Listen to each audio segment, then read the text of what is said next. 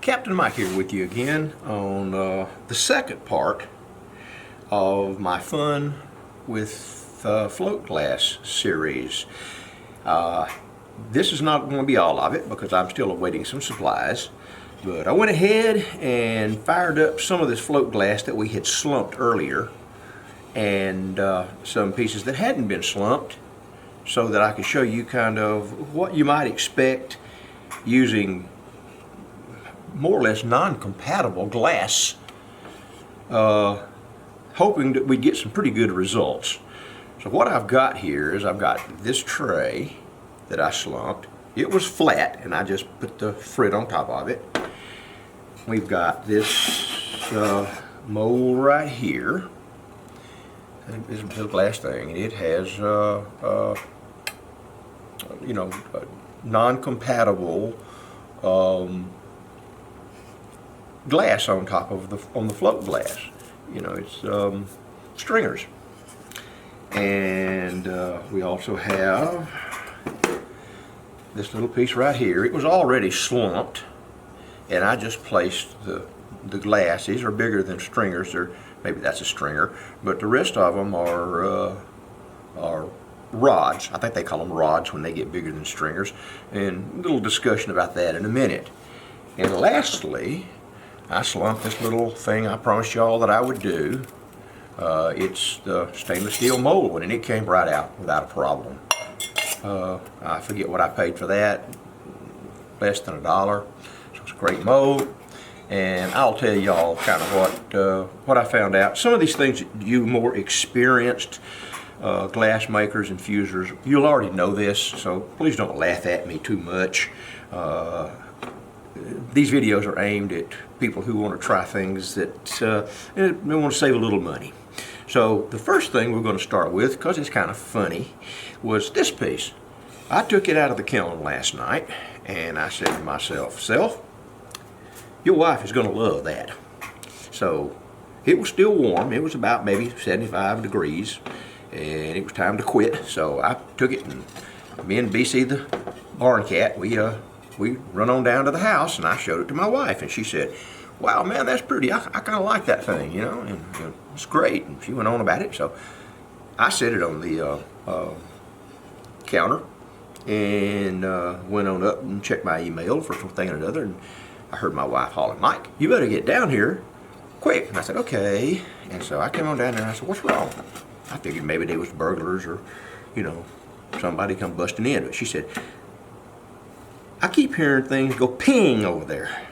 And I said, "Oh my gosh," I knew what it was. So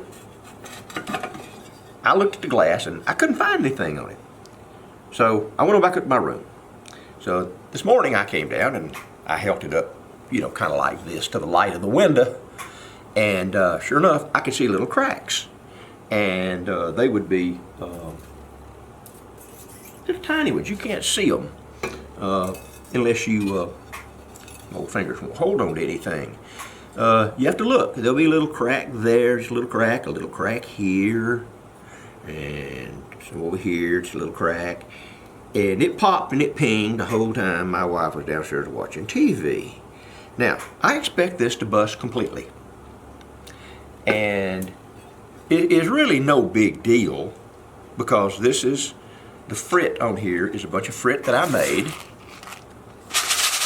busting up COE 90 glass. And I sprinkled it on there. And there's opalescent, and there's transparent, and opaque, and you name it. And there's even probably some dichro in there. I just sprinkled it on there and said, "What the heck?"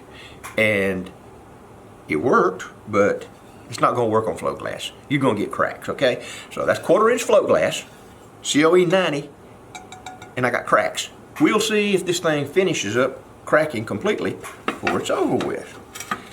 And okay, let's go over here to the next one. And this is a Slumpies mold. I get molds from people. Slumpies is a great place to buy molds. They've got some interesting stuff.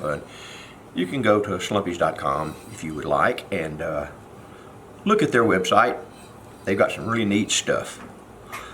And this mold worked really good. Now, the mold come out pretty good. and I'll get to what you're all saying to yourself in a minute and ask for your apologies. But I did this so I could visualize it better. These are stringers that are on 1/4 inch float glass. And true to the nature, I didn't see this until this morning. I came back up to the shop and I noticed a little crack right there, a little crack right there, and there's a few little cracks on it. And not as many as on the other one, but it seems like the cracks are on the bigger pieces of scrap that are here. See this big piece here and there's cracks, big piece here and there's cracks. Same here. These are bigger than 2 millimeter. So again, COE90 stringers, you're going to get some cracks. Now, I guess this is a good time to tell you, the stringers I use are scrap stringers, and they were given to me by a friend, Miss Christie up at Blue Heron Galleries, and I will put her link down there. You can go and look at the beautiful work she does. She doesn't sell supplies, but she sells artwork, and it's beautiful. And you get, and she's been really great and helpful to me. Well, she gave me all this, and in it, I think she makes her own glass. I think she makes these things. She does a lot of outstanding stuff. So they're thick. They're just thicker than you would normally expect stringers to be. Rods, I believe they call them. And I put some of those on there. Now you might could use 1 millimeter and 2 millimeter stringers, COE90, on this and get away with it. I actually tried a little later, but right now it's mixed, and I've got mixed results. So that's it. I wouldn't call that a success either, but that shows you what you can do. It's pretty, and if you can ever get the system worked out, it makes a nice glass. And let me go ahead and just say this right now while I'm showing you this one, that I don't see any cracks. All the stringers on this one are 2 millimeter. Okay, I got a little divot down here in the bottom of this and on this edge. I've never done a drape before, so other than this, so I don't really know. But the stuff done pretty good. Now, normally, as I understand it, you would take your piece of glass that you were going to drape or slump. While it's flat, you'd put all this stuff on it, design you want it, however you wanted your color stuff, and you'd fire it.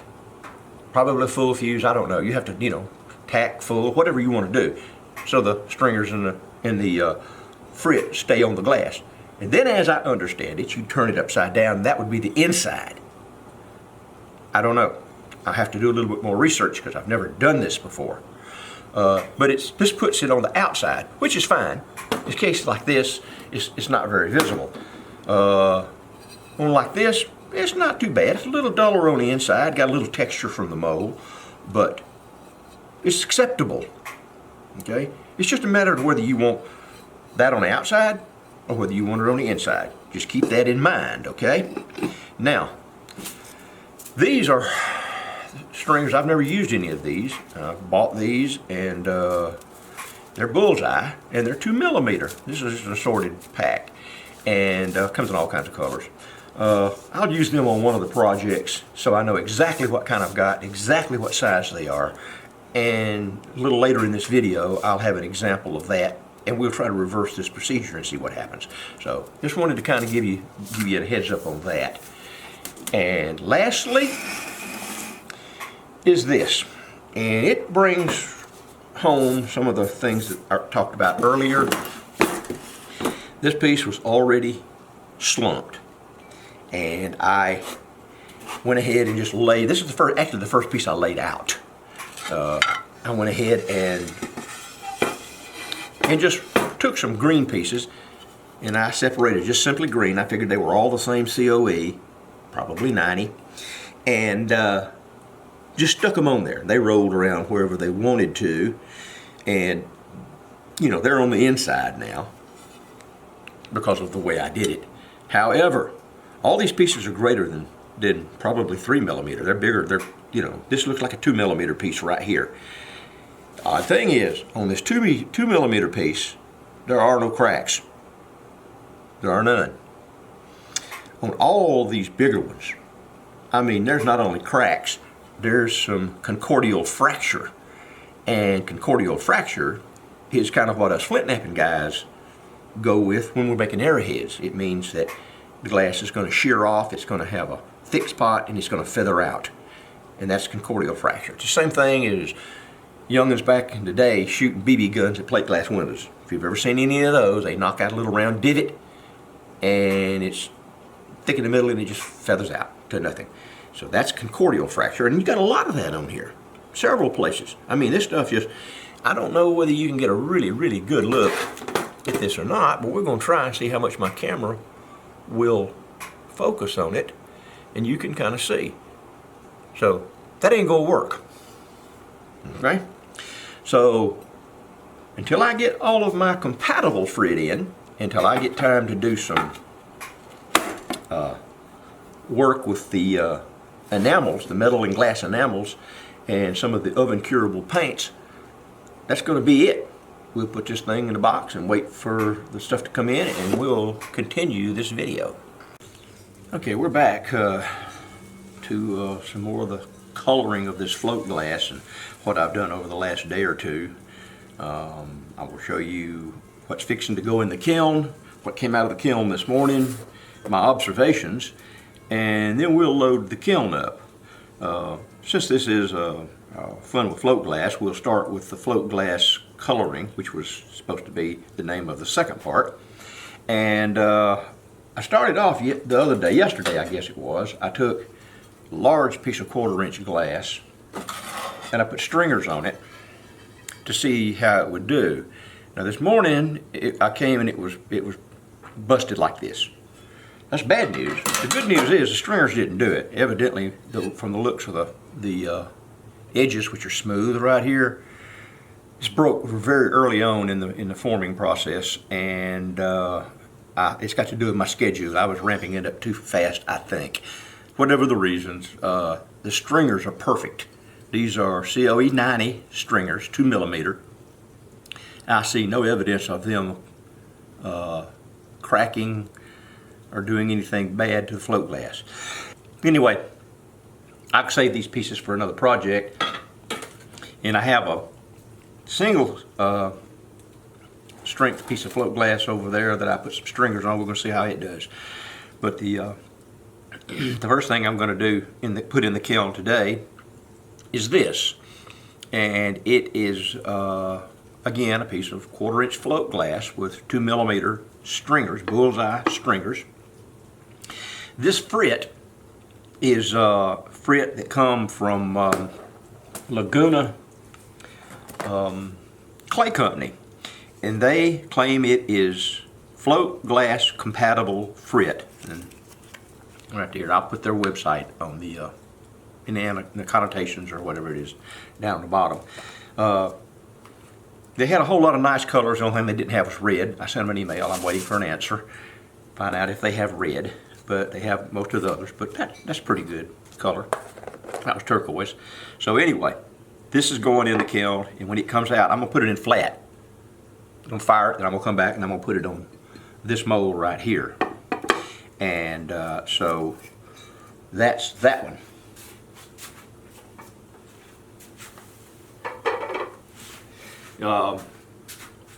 The next one is kind of funny. We'll go ahead and get to that.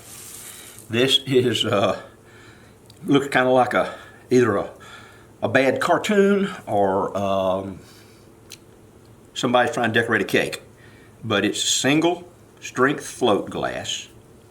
It's some of the Laguna frit, the amber, white, and black. And I took some Delphi liquid glass, the pens they sell, and kind of run around the white with this pink because I just didn't feel like doing the whole thing. I did this morning. I'm waiting for it to dry, and I put the legs on it and a little blue water ring. It's thick in places, thin in places. The reason for that is I want to see what this difference in the dimensions and in the mass does to this single strength float glass. That's going to be interesting. And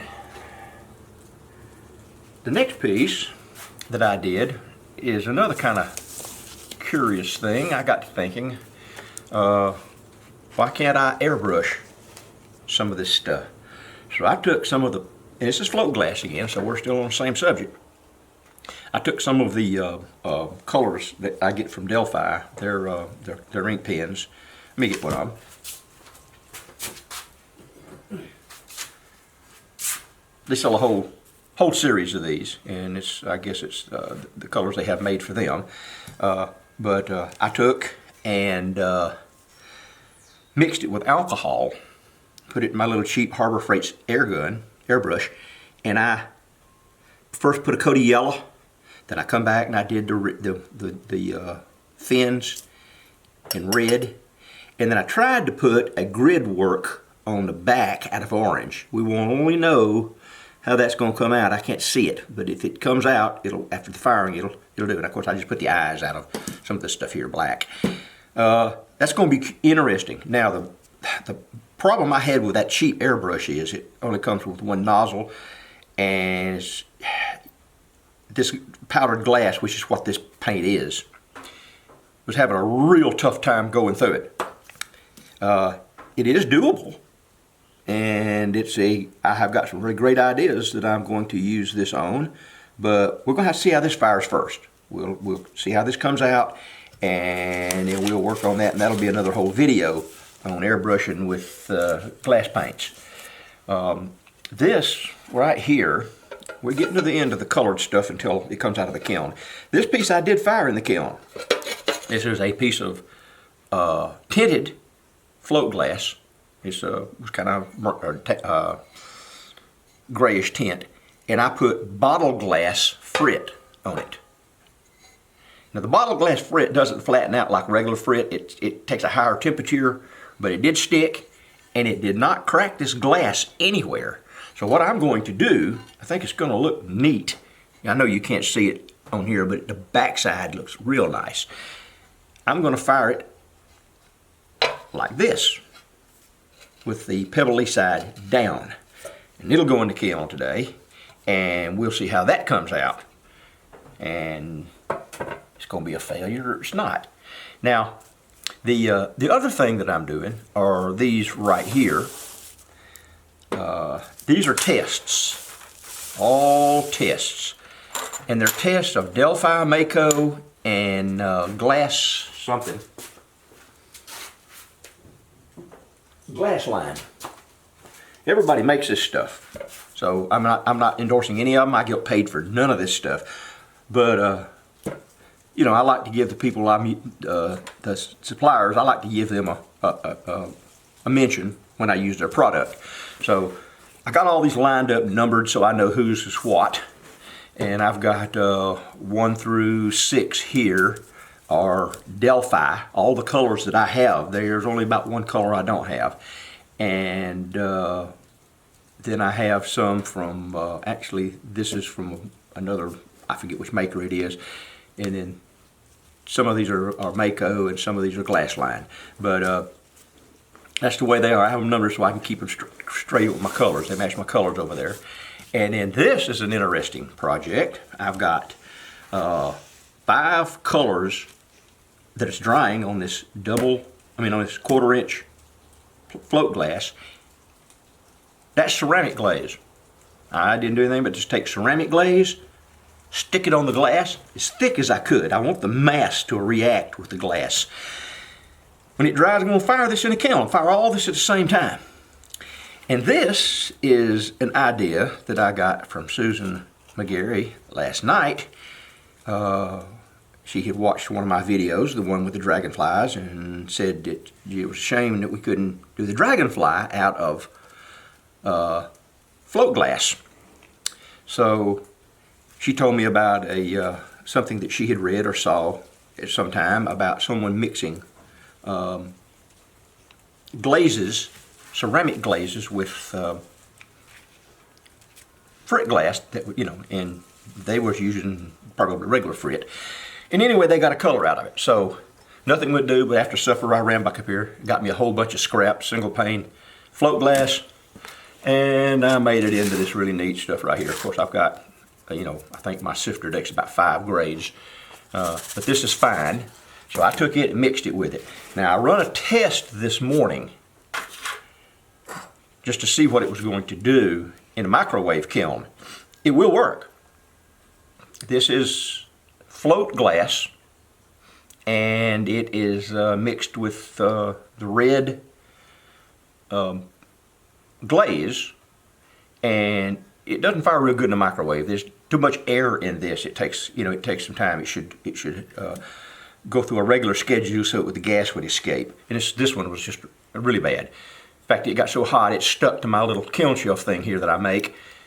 It's microwave kiln shelf, and I just stuck it on there. I thought the kiln wash would do it. Nope, it got so hot it stuck to it. But you can see it's colored. It's kind of a yucky yellow. Don't know why. So I redid the stuff. I put some of it on 1/4 inch float glass. I put a piece of it on single pane strength float glass. We're going to fire them in a kiln, and we're going to see how that comes out. I'll have the whole report on things that you can do to color your float glass, the cheap glass. And this one, I'll just show you. You've all seen this mold right here. I like it, and I put frit all in here, and on top of the lily pad and the lotus bloom, all that. And I put a glass on top of it, and I fire it. So what I'm going to do, if I get time today and I have room in the kilns, is I'm going to put some of Laguna, listen to me, Laguna, some of their frit, and I'm going to cap it with a piece of float glass and see how that does. Now, the last thing I'm going to mention before we fire all this stuff and I come back for the last part of this is some of the things that I'm doing with the busted up safety glass. And you guys, you know, you probably saw that in the first part. And you stick those little pieces in the kiln. This was done in the microwave kiln. And it makes the prettiest little clear round circles that you can do first one thing and another one. I actually use these little buttons here to hold bottles in the kiln when I'm slumping bottles and I don't want them to roll around. I'll put one of these little ones underneath one side of the bottle, and it rolls up against it and it stops rolling, and I can position the bottle where I want it. Now, this is the last thing that I'm going to show you, because it's going to be it reminds me of a Frankenstein movie and making a body. I'm putting the float glass back together again. And of course I know there's going to be I hope a lot of gaps and things in it, and it's going to look really swell, and I'll use it for something. But I just want to see how this float glass was going to do in mass like this. So unless I've forgotten something, if I have, I'll come on back to it later when we do the last part of this.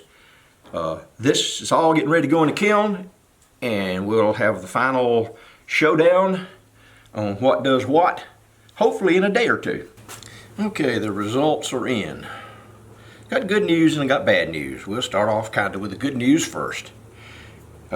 This is the 1/4 inch piece of float glass that I put the float glass compatible frit on and some stringers and fired it, and it fired up really nice. It flattened out, you know, really good, and obviously there's no cracks. This is from Laguna Clay, the frit is. And I've got another project in the works for some of that. The next one that I did, I don't know whether I mentioned this one earlier or not, but I'll show you anyway. It was just a 1/4 inch piece of float glass. I sprinkled green bottle glass all over it. And you really can't tell a lot about the color. It's very light, but again, it worked. There's no cracks. And depending on how you view it, it gives it a pleasant effect. And we go next to my fish, and it was just using some of the Delphi paints, pen paints, whatever you call them, this liquid glass that I airbrushed on this fish. And I tried to airbrush yellow and some red here on the fins, and I tried to do a scale effect down the backbone, and the scale effect didn't come out. I didn't expect it to. The eyes are just little daubs of black pen paint, but this worked out really good. It needs to be thicker, of course, but for an experiment, it worked out great. If I could just get my airbrush, or one of the three I have, to run a bigger tip, then this is going to be a future video project. It's really good. I'll go ahead and get this out of the way. I hate to even look at it. This is my cartoon slash cake decor experiment. And, you know, it didn't crack it anywhere. This was on a piece of thin or single strength plate glass. And the blue came out okay. The black didn't, not so much. The pink, not so much. It kind of wanted to play around. The white came out great. And the amber came out great. Biggest thing is this is really thick right here, and it didn't crack anywhere. I kind of have a reason for why the pink maybe didn't do, and maybe the black, and I'll discuss that in closing comments on things that I've noticed. But that's that. So far, no cracked glass. No cracked glass whatsoever. This is the stringer project on single strength glass that I did. I did this in a different kiln, and we'll get to that too in just a second. I know this thing's running too long, but please bear with me. I've probably already lost half of my viewer base by now, and all I got to say is, you know, shame on you, Bubba. You should have hung around.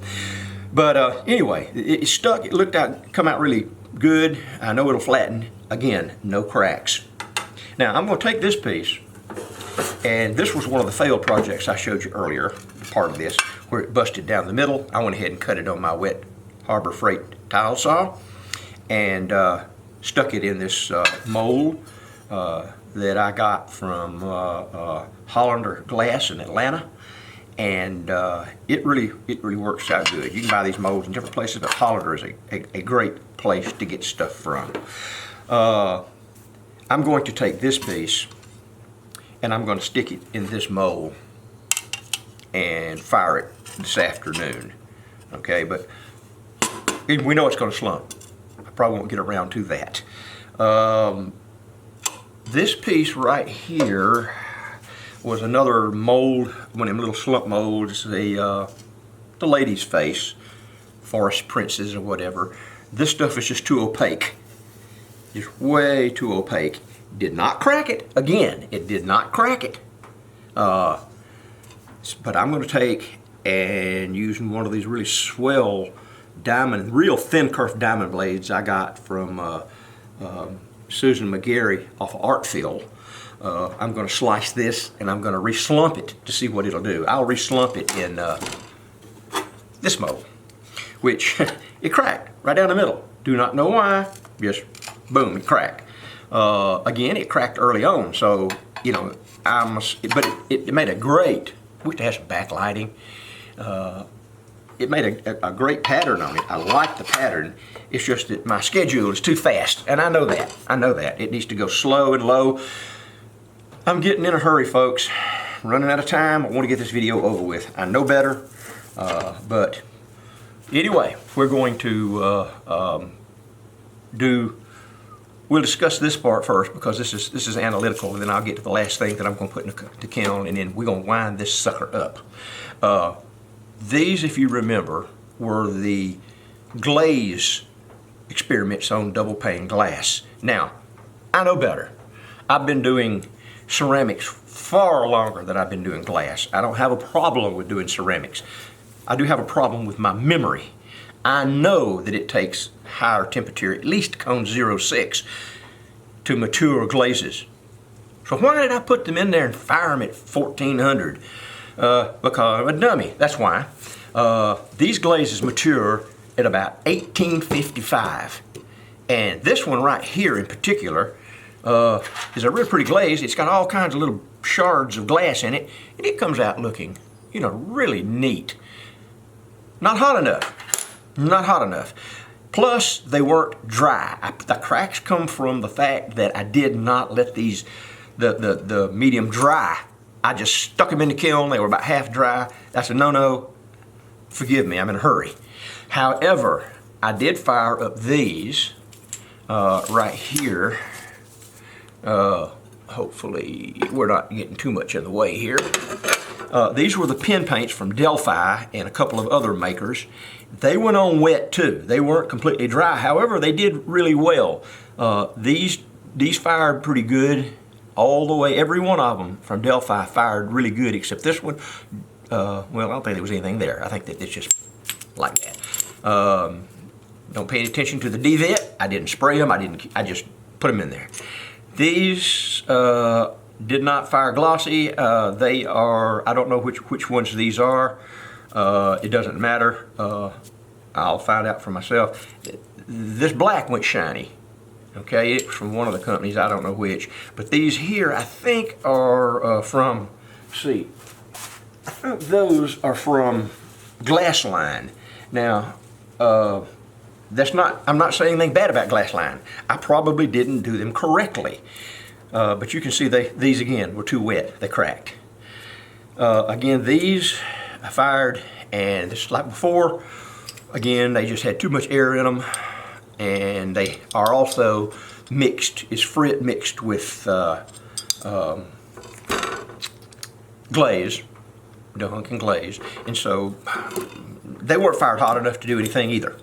So remember, if you're going to use the glazes, I do not know what 1855 will do to a piece of glass.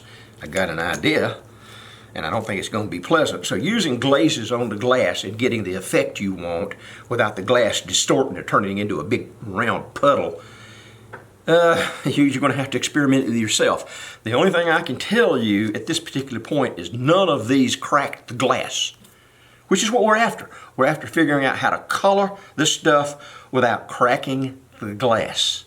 So the last two things I have, and I'll show you this one, and I'm going to have to cheat a little on it. This is the one I told you I was going to try to get in the kiln, and I did not.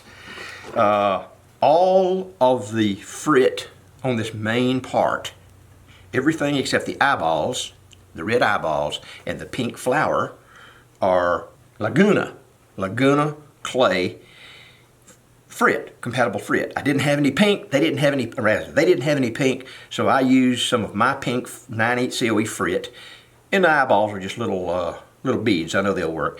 And I will cap that with this 3/4 inch piece of glass, and it's probably going to fire out perfectly okay.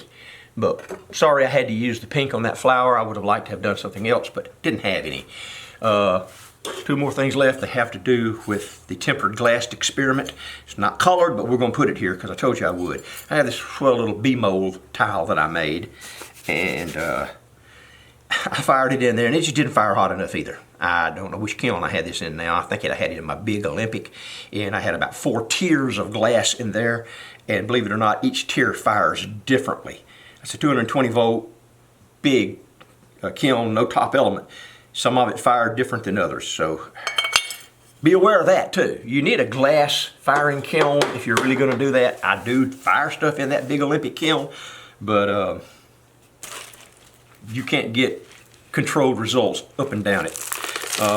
You remember the little deal with the tempered glass, okay? And I fired this in my glass kiln, in my Olympic small kiln, and it did, actually I was hoping it would be a little better than this. I'm going to fill in all the voids with more glass, fire it again, and see what I get. There's a lot of devet on this, but then again, it's an experiment. We're continually working on the tempered glass, and I may do a video just on the tempered glass. I'll probably, if I don't cut this one up, like, oh, I know what I was going to tell you I was going to do. I was going to take this pretty colored one right here, this one right here, and I'm going to put this on this Slumpies mold, and I'm going to do a little drape with it. I hadn't made my mind up yet whether I'm going to drape it color side up or color side down. I'll make up my mind before I put it in the kiln, but that's going on that Slumpies mold.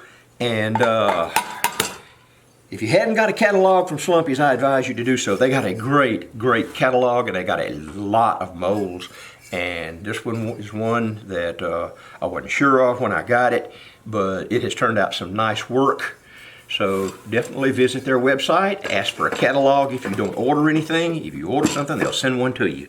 I thank Laguna for their slip. I mean, their frit, it looks like it's going to work great. And the Delphi colors, and we're going to work a little bit with the glass line. And we're going to start doing this, all my experiments, in one kiln. It just takes much, much longer to do it in one kiln. That's about all I got to say about this. You guys have seen it. I don't think there's any need. I think we can wind this video up now. It's way too long. But we know it's going to hump, slump, and drape. We know all that's going to work, okay? So all I want to do was show you that you can color float glass if you're careful. Use these specialty frits. In fact, there's some bottle glass frits. I think the thin, fine frit that you make out of bottle glass will work fine. Experiment with it and see. We've got one coming on the, I'm really tickled with what's going to happen with this fish and the air gun. So anyway, that's it. I've bored you guys long enough. I'm Captain Mike. I appreciate you watching this extra long video. If you found anything that you like in it, hit like and subscribe to my channel. So I'm Captain Mike, and I'm out of here.